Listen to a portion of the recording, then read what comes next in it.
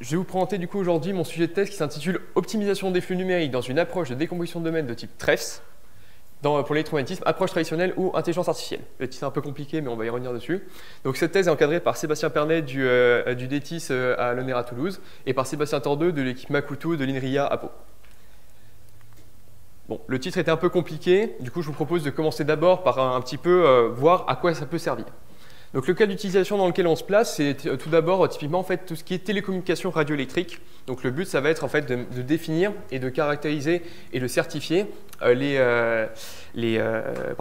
champs électromagnétiques que l'on peut trouver dans un domaine, dans un très grand domaine. Typiquement le cas, on considère un maillage de Manhattan qui est utilisé au DEMR ici. Et ça va être l'idée va être de placer une antenne à un certain endroit de ce maillage-là ou de la ville, et en fait d'être capable de caractériser le champ électromagnétique partout dans cette ville. Ça, c'est le but. Donc, avec des cas d'utilisation typiquement pour tout ce qui est smart cities, combat urbain, véhicules autonomes, drones. Donc, en fait, pour tout ce qui est télécommunication entre un appareil et un autre par onde électromagnétique. Un deuxième cas d'utilisation, c'est tout ce qui est imagerie radar et compatibilité électromagnétique. On a par exemple le cas de l'avion Ampère qui s'est développé à l'ONERA, dans lequel on trouve un certain nombre de câbles ou des choses comme ça. Et en fait, on va être capable de certifier le comportement de l'avion par rapport aux perturbations qu'il peut y avoir autour, comme par exemple la foudre qui tombe sur l'appareil. Donc, pour être capable de certifier et de voir quelle est l'influence du milieu sur les câbles que l'on a. Donc ça, c'est le type d'utilisation que l'on cherche, qui nous intéresse ici. Quelques ordres de grandeur, parce qu'il y a un point très spécifique dans ma thèse, comme ça a été dit précédemment. En fait, on va s'intéresser à des très grands domaines en nombre de longueurs d'onde. Juste pour vous donner un exemple, si je prends mon maillage de Manhattan qui est à gauche, et que je prends des ondes 5G à plutôt basse fréquence, d'un point de vue 5G, et bien en fait, la taille de mon domaine fait déjà 1800 longueurs d'onde. Donc en fait, vous allez voir, mais c'est quand même quelque chose qui est assez énorme et qui pose du coup des gros problèmes.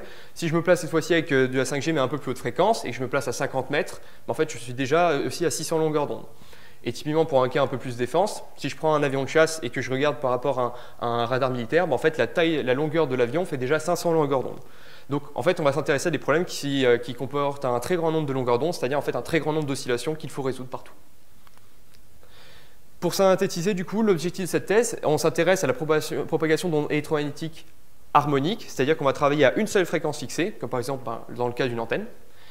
On va s'intéresser à un environnement hétérogène, c'est-à-dire que les propriétés du milieu peuvent évoluer dans l'espace, ce qui ne facilite pas les choses et qui bloque un certain nombre d'utilisations d'autres méthodes. Et donc de très grande taille, c'est-à-dire en fait avec un très grand nombre d'oscillations à résoudre dans le domaine de calcul que l'on considère. Et pour cela, on va chercher à développer une méthode dite exacte, entre guillemets exacte, au sens où on va vouloir être capable de résoudre le champ électromagnétique de manière précise partout dans le domaine. Donc ça évite des techniques comme dites par rayon qui en fait vont faire une approximation sur le modèle mathématique que l'on considère. Ici, on va vouloir le résoudre de manière exacte, enfin au moins autant que possible. Et typiquement, on va s'intéresser à des phénomènes qui vont être complexes avec des réflexions multiples, donc ça va rebondir, de la diffraction, du masquage. Donc typiquement, ce que vous avez avec des immeubles dans le maillage de Manhattan, c'est typiquement le genre de problème que l'on va rencontrer. C'est pas tout, parce qu'en fait, ici, on s'intéresse à des problèmes d'onde. Et en fait, les problèmes d'onde, ils ont intrinsèquement des problématiques qui viennent avec. Typiquement, tout est couplé. C'est-à-dire que il y a des cas dans lesquels en fait, la valeur en un point, elle dépend uniquement de ce qu'il y a autour. Mais en fait, ce n'est pas le cas en onde. En onde, en fait, la valeur en un point, elle dépend de la valeur dans tous les autres points. Donc, si je veux être capable de résoudre précisément en un point, il faut que je sois capable de résoudre précisément partout. Donc, ça fait des systèmes qui sont fortement liés. Et du coup, ça pose des problèmes. Et typiquement aussi, l'opérateur que l'on considère ici, il est dit mal signé. Donc, globalement, qu'est-ce que ça veut dire? C'est-à-dire que le système linéaire que l'on va chercher à résoudre, en fait, il n'a pas de structure simple ou de bonne propriété nativement. Donc, si par exemple je considère une méthode flux reconstruction et que je regarde la matrice et que je regarde les valeurs propres, en fait, vous voyez qu'il n'y a pas vraiment de structure simple qui apparaît. Les valeurs propres sont un peu partout.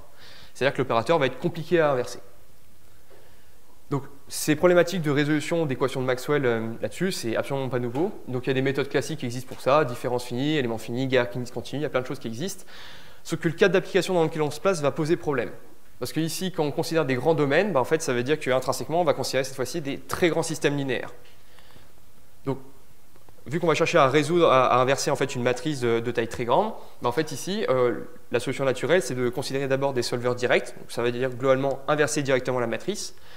Sauf que ça, en fait, ça mène à une consommation prohibitive de mémoire, parce que comme on le voit, je suis désolé pour la qualité des images, je ne sais pas pourquoi, c'est comme ça, mais bon, tant pis. Ce que l'on voit, c'est qu'en fait, pour une méthode élément fini ici, en fait, la consommation de mémoire en fonction du nombre de la taille du domaine en longueur d'onde, en fait, vous voyez que même pas pour une vingtaine en fait, de longueurs d'onde pour mon domaine en 3D, en fait, je suis déjà à une consommation d'1 Tera de mémoire RAM pour inverser mon système. Donc, vous voyez bien qu'en fait, c'est juste impossible à faire, sachant que là, c'est pour une vingtaine de longueurs d'onde. Moi, je cherche plusieurs centaines. Donc là, on n'est pas sorti de l'auberge, il va falloir faire autre chose. Donc, si le direct ne marche pas, en général, ce qu'on fait, c'est de l'itératif. C'est-à-dire qu'en fait, on va avoir une suite d'itérations d'approximation de la solution qui vont converger normalement vers la solution exacte du problème. Ce que ça, si je considère les méthodes traditionnelles que j'ai à ma disposition, en fait, et que j'utilise ces algorithmes là-dessus, en fait, j'ai pas de convergence ou une convergence qui est très faible. Donc, c'est-à-dire que ces méthodes classiques ne sont pas adaptées à ce que je recherche. Et évidemment, tout ça se traduit au niveau coût avec, si je prends une méthode de référence de type élément fini, en fait, je vois que même en considérant quelque chose aux alentours de 75 longueurs d'onde dans mon domaine, en fait, j'ai des consommations dans l'idée de l'ordre du mégawatt avec une mémoire RAM qui explose et du coup des coûts très importants. Donc, on va chercher à faire mieux.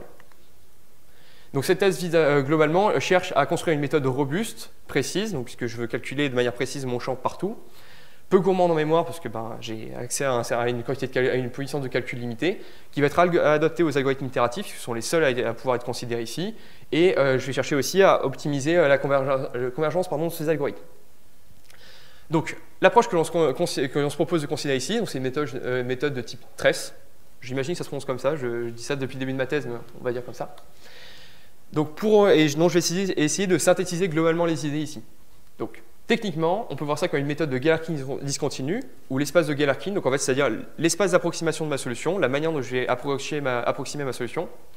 Ça va être constitué de solutions locales. Ça veut dire que si je considère un maillage de mon domaine, les fonctions de base que je vais considérer comme pour rechercher ma solution, ça veut dire que je vais prendre une de mes cellules de mon maillage, je prends une solution locale des équations qui m'intéressent, typiquement Maxwell, donc par exemple une onde plane, et ça me fait ma première fonction de base. Donc, je peux maintenant considérer une autre onde plane, ça me fait une deuxième fonction de base. Et après, je peux faire ça avec d'autres cellules. Et donc ça, c'est mon espace d'approximation de ma solution. Ensuite, comme j'utilise ici des fonctions qui sont solutions exactes dans chaque cellule, en fait, j'ai quelque chose qui s'appelle la formule de réciprocité, donc, qui est une formule comme ça, qui fait intervenir une intégrale sur le contour de ma cellule, qui est égale à 0. Et donc, j'ai accès à cette formule-là qui est disponible. Le problème, c'est que ici, j'ai des intégrales qui sont nulles dans chaque cellule. Donc, en fait, je n'ai pas de lien entre les cellules, alors que moi, je cherche une solution globale, donc j'ai besoin quand même d'avoir un certain lien entre deux cellules adjacentes.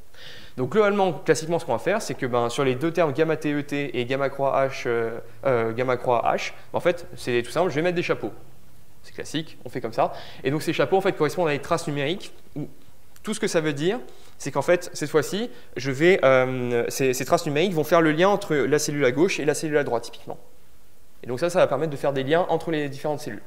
Donc globalement, ce que dit cette formulation variationnelle qui peut paraître un peu compliquée, tout ce qu'elle dit, c'est que si j'ai une fonction qui est solution locale dans chaque cellule, donc ça c'est mon espace d'approximation que j'ai présenté au début, et que cette fonction est continue et vérifie les conditions de bord, ça en fait c'est ce qui est codé dans la formulation variationnelle, puisque les traces numériques font en sorte que la valeur à gauche et la valeur à droite sont identiques, et sur les bords que ça respecte les conditions de bord, et bien en fait si j'ai ces deux conditions-là qui sont vérifiées, en fait je retrouve ma solution exacte.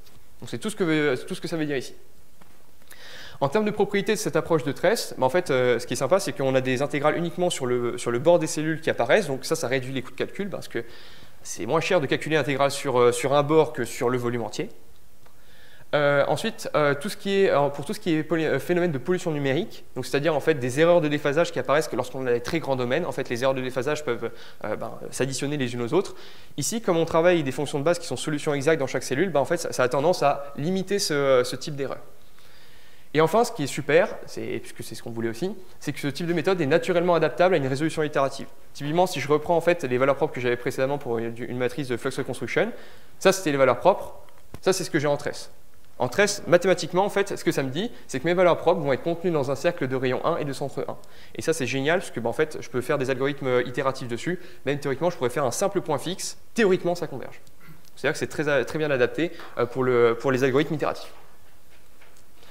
Petit point important, j'ai dit ici que mes fonctions de base, il fallait que dans chaque cellule, je vous ai montré par exemple les ondes planes, c'est ce qu'on prend classiquement, il faut du coup une solution exacte de Maxwell.